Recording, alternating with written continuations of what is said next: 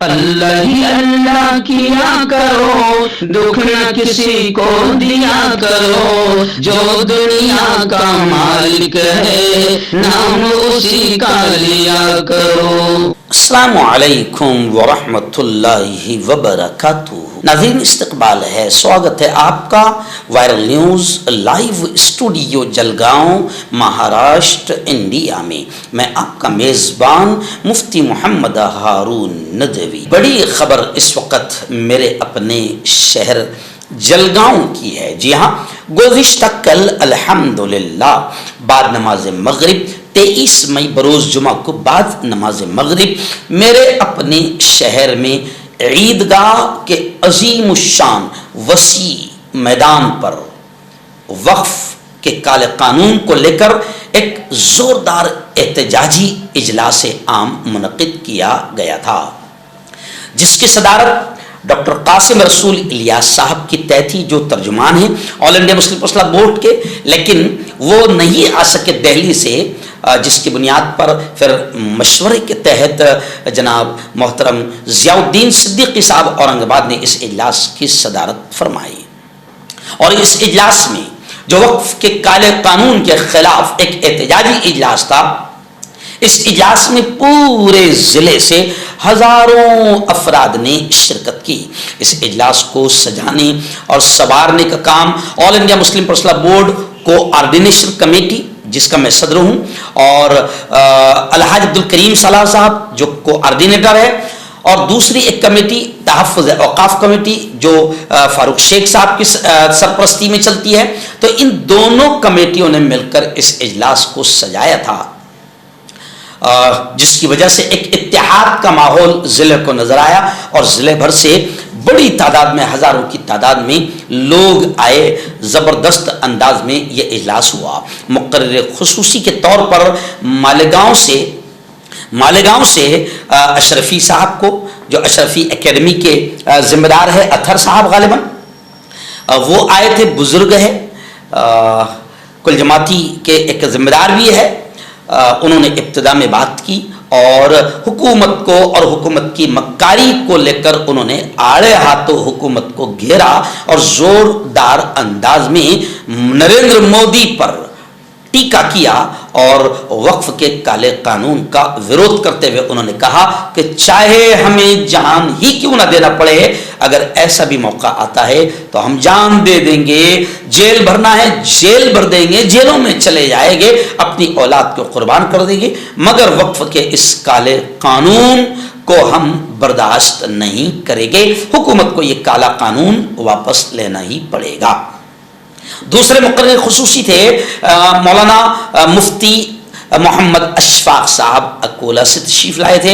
انہوں نے بھی تقریباً 25 منٹ وقف کے کالے قانون میں کیا کیا خرابیاں ہے، اور حکومت کی کیا بدنیتی ہے، حکومت کی کیا شرارتیں ہیں، اور کس طریقے سے حکومت قبضہ کرنا چاہتی ہے اوقاف کی زمینوں پر، قبضہ کرنے کا کس طرح سرکار کا ناپاک ارادہ ہے، اور دفعات میں کیا کیا بدماشیاں ہے، وہ تمام چیزوں کو انہوں نے تفصیلی بیان کیا۔ تحریک صدارت کی ذمہ داری میرے طرف تھی، اس لیے میں نے محترم ضیاء الدین صدیقی صاحب کے نام کا اعلان کیا، اور اس کے بعد محترم اعجاز ملک صاحب نے اس اجلاس کی صدر کی تائید فرمائی۔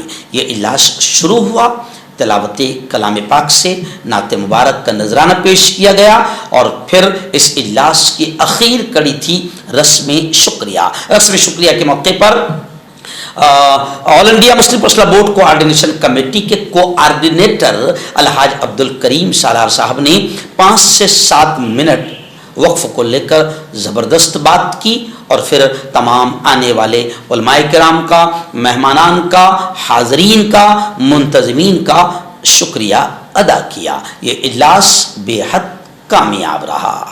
سرکار نے ایک کالا قانون ہم پر تھوپنے کی کوشش کی ہے، لیکن آل انڈیا مسلم پرسنل لا بورڈ کی ہدایت پر پورے ملک میں، الحمدللہ پورے بھارت میں جگہ جگہ احتجاجی اجلاس ہو رہے ہیں، اور عوام الناس کو بتایا جا رہا ہے کہ یہ کالا قانون کس طریقے سے ظالمانہ قانون ہے اور کس طریقے سے ہمارے حقوق کو اور وقف کی اراضی کو چھیننا چاہتا ہے.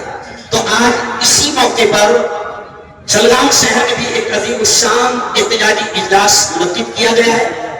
میری ذمہ داری یہ ہے تحریک صدارت پیش کرنے کی. مجھے بتایا گیا کہ جو مجوزہ ہمارے صدر تھے ڈاکٹر سید قاسم رسول الیاس صاحب جو آل انڈیا مسلم پرسنل بورڈ کے ترجمان ہیں، اور آپ جانتے ہیں کہ حالات ایسے ہیں کہ وہاں پر دہلی میں وہ انتہائی مصروف تھے جس کی وجہ سے پلین وہ پکڑ نہیں سکے ہیں اور یہاں پہنچ نہیں پائے ہیں. تو اس وقت مشورے سے ہمیں خوشی ہے کہ آج ہمارے بڑے اور وحدت اسلامی ہند کے امیر کل جماعتی وفاق مہاراشٹر کے صدر محترم جناب ضیاء الدین صدیقی صاحب بھی یہاں پر موجود ہے. میں آج کے اس اجلاس کی صدارت کے لیے محترم جناب ضیاء الدین صدیقی صاحب کے نام کا اعلان کرتا ہوں. اور یہ بھی آپ کو بتا دوں کہ ہمارے مجوزہ صدر ڈاکٹر سید قاسم رسول الیاس صاحب اخیر میں 9 بجے سے لے کر 9:15 تک انہوں نے ایک ویڈیو بھیجی ہے اس اجلاس کے لیے. تو آخر میں ویڈیو کی شکل میں ان کا خطاب آپ کو اسکرین پر اور مائک کے ذریعے سے سنایا جائے گا. ہم دعائیں کرتے ہیں کہ اللہ تعالیٰ اس اجلاس کو بے انتہا کامیاب کرے. اور آندھرا میں 20 لاکھ سے زیادہ زمین، 20 لاکھ ایکڑ سے زیادہ زمین ان مندروں کے پاس ہے جو وہاں کے مندر ہیں. ہم تو 9.5 لاکھ ایکڑ زمین ہی کو بڑی سمجھ رہے ہیں. 20 لاکھ صرف 3 اسٹیٹس کے اندر. اگر ہندوستان کو اور سروے کیا جائے تو مزید اور بڑھ جائے گا. اور سب سے بڑی بات یہ ہے کہ یہ جتنی پراپرٹی ہے شامل تمام برادران اسلام دور و نزدیک جہاں تک ہماری آواز پہنچ رہی ہے، پردہ نشین میری ماں بہن بیٹیوں، آج کا یہ جلسہ، آج کا یہ پروگرام صرف جلگاؤں میں چل رہا ہے ایسا نہیں ہے، بلکہ پورے ہندوستان میں اس طرح کے پروگرامات شروع ہیں. اور یہ پروگرام اس وقت تک چلتا رہے گا جب تک یہ کالا قانون واپس نہیں ہوتا. ہم کسی سے بھیک مانگنے کے لیے کسی کی چوکھٹ پر نہیں گئے ہیں. اس دیش میں اس وقت کے جو حالات ہیں یہ ایک مکمل سازش ہے. اللہ کی زمین